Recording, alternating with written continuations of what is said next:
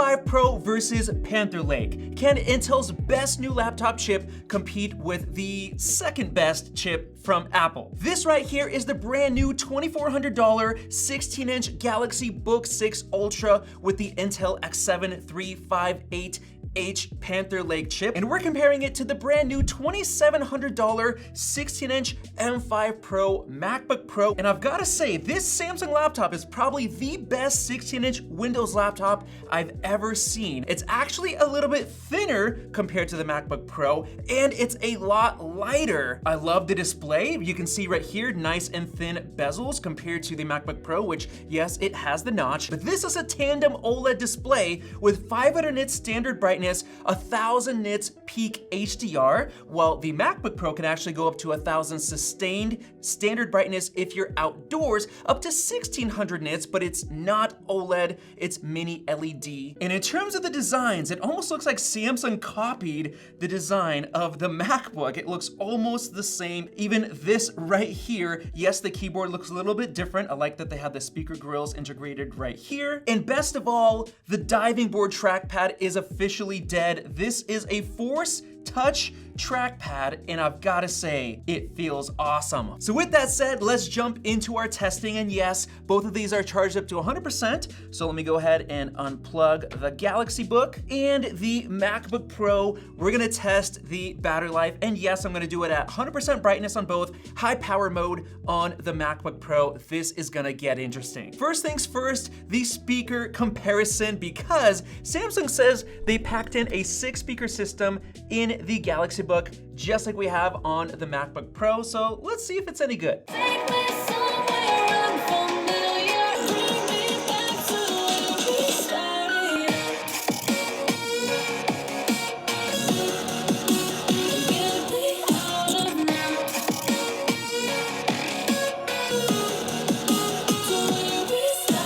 All right, Samsung, that was close. These sound really, really good, but nowhere near as good as the MacBook Pro. I'm sorry, these are louder. Everything sounds better. The separation of frequencies is better. However, this is probably one of the best Windows laptops I've ever heard in terms of speaker. But one thing I am noticing, if I look on this display, dang, the tandem OLED looks good. These blacks are so deep black compared to the MacBook Pro. I'm seeing a lot more gray, like glow, like that halo effect around all of this here. It does not look as black. And wait a minute, the anti-reflectivity coating on the Samsung is better. I can see my reflection better on the MacBook Pro, which is a bad thing, and it looks gray compared to really deep black. And now the Galaxy Book 6 Ultra does have a 1080p webcam, but looking at it, it looks pretty dang bad, like the colors and contrast.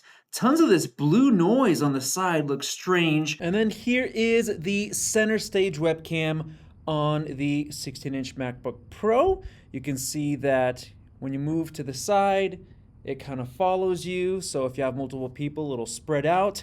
Let me know how this microphone sounds in comparison to the Galaxy Book. Now, in terms of the ports, they both have HDMI 2.1 and SDXC. They both have Thunderbolt ports, but the MacBook Pro has 3 Thunderbolt 5 ports compared to only 2 Thunderbolt 4 ports on the Galaxy Book. While the MacBook Pro has a magnetic MagSafe 3 port, which I love. It also gives it 140 watt fast charging, while you gotta use USB-C with a 100-watt limit on the Galaxy Book, but this also comes with a legacy USB-A 3.2 port. And for our first test, this right here is a custom DIY Thunderbolt 5 SSD. Transfer this 46 gig folder and see how long it takes.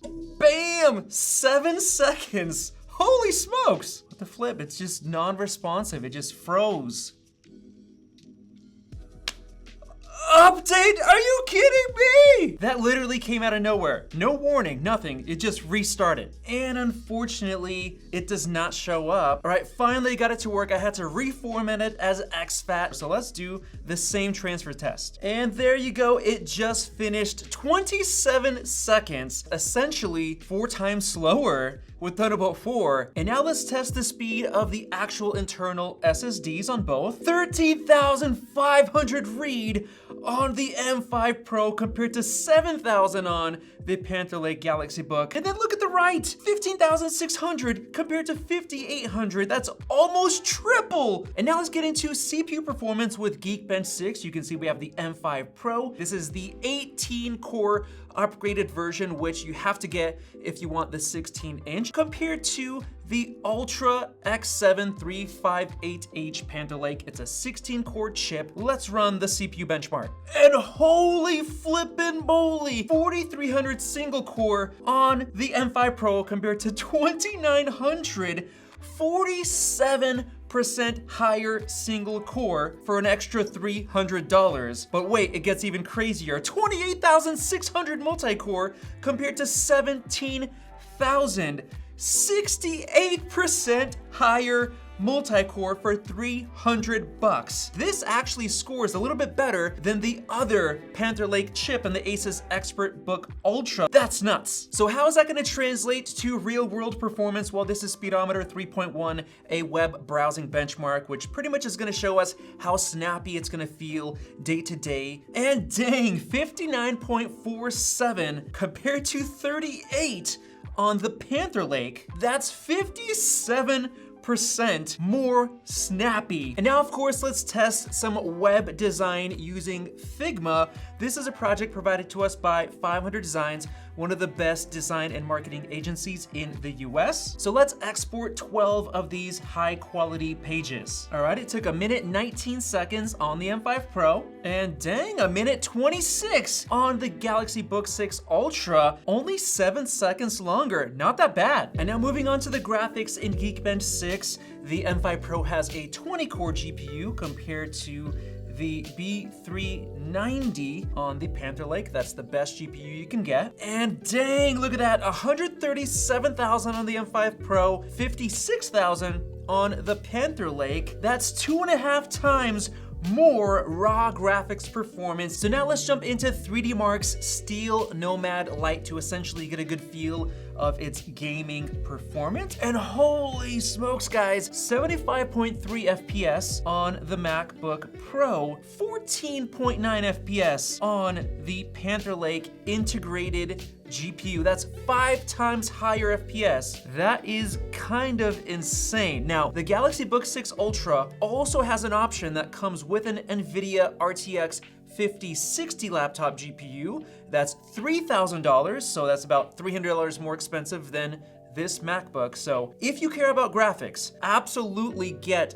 that dedicated graphics because the Panther Lake is not keeping up. You know what? Let's also run Solar Bay Extreme, which is essentially testing ray tracing. And there you go, that's more like it. 31.52 FPS on Panther Lake with ray tracing compared to 62.9 on the M5 Pro. That's basically twice as much FPS. That's actually pretty impressive for Panther Lake integrated, not bad. And now let's get into some 3D video rendering with Blender. This right here is the Party Tug project, and I'm gonna be doing cycles, GPU with ray tracing enabled on both, which yes, this has one API which supports ray tracing. So let's go ahead and click render image on both of these. And dang, impressive, 49 seconds on the Panther Lake chip compared to 30 on the M5 Pro, so this was quite a bit faster. But honestly, with integrated graphics, that's really, really impressive.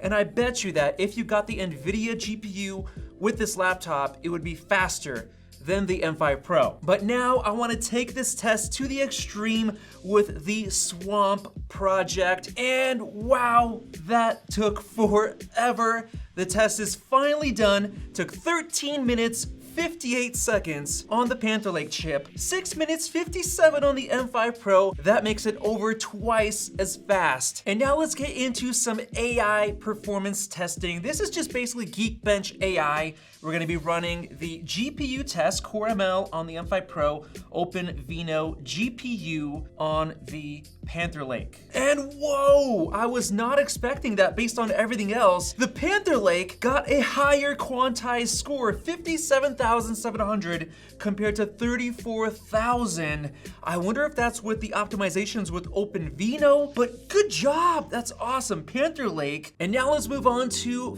photo editing in Lightroom Classic. You can see right here that we have full acceleration supported on both the M5 Pro and the Panther Lake chip. So our standard test is to export 50 of these 42 megapixel raw photos on both, 20 seconds on the M5 Pro, 66 seconds on the Panther Lake with that B390 GPU. The M5 Pro is over 3 times as fast. Let's go from 50 photos to 500. And you know what? While this is running, I want to open up the activity monitor and task manager and look at the memory.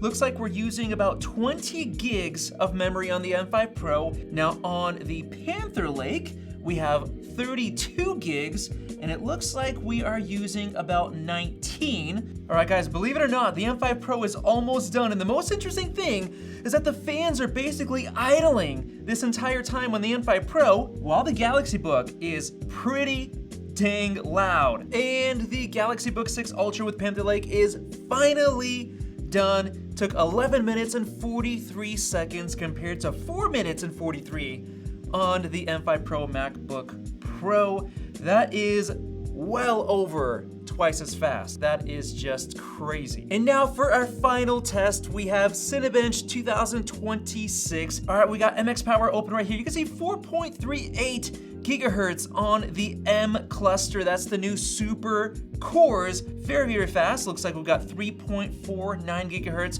You can see the fans fully maxed out on the M5 Pro. It actually sounds louder than the Galaxy Book. The Galaxy Book is a little bit quieter. And looking at hardware monitor, we're getting 62 watts of power usage right now on Panther Lake. That's actually the max. We're at 56, and that's 70 on the M5 Pro. Looking at the MacBook Pro, the hottest point I'm seeing is about 38 degrees Celsius. Wow, it's staying very, very cool. You can see the hot spot where the fan is getting rid of that air. Now over on the Galaxy Book, I just saw 39 degrees Celsius. Dang, this thing is actually hotter. All right, the test is finished, and holy smokes, guys.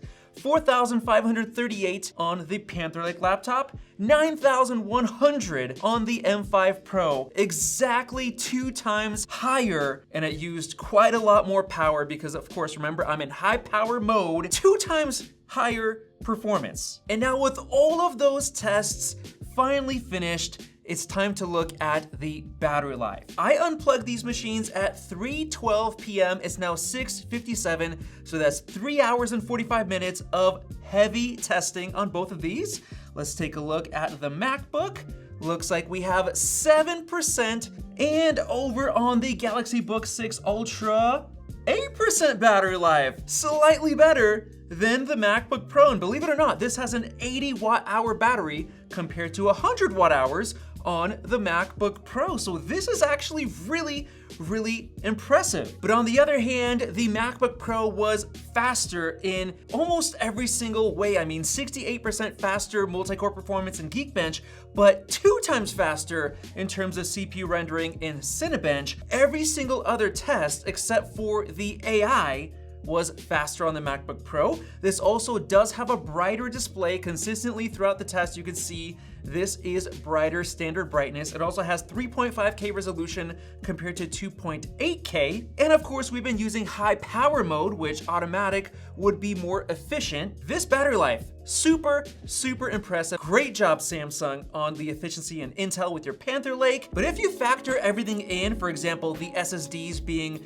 2 to 3 times faster on the MacBook Pro, with Thunderbolt 5 having basically 4 times faster transfer speeds, the speakers were better on the MacBook Pro, especially for just $300 more than the Galaxy 6 Book Ultra, I would definitely recommend getting that NVIDIA GPU, which is $3,000 for this machine because it's gonna improve a lot of those graphics tasks. Now, what did impress me with this laptop is, of course, the design. It was thinner, it's lighter. The display is amazing. Tandem OLED looks great. Anti-reflectivity was better on this as well. And it has the advantage of running Windows, and it's an x86 chip, which means you can actually play games. So with that said, let me know your thoughts down in the comment section below because I'm honestly very impressed with this laptop. Overall, it did a pretty dang good job keeping up with the new MacBook Pro with the M5 Pro. So if you want to see more comparison videos like this one, definitely subscribe above and check out one of those two videos right there. Thank you guys for watching, and we'll see you in the next one.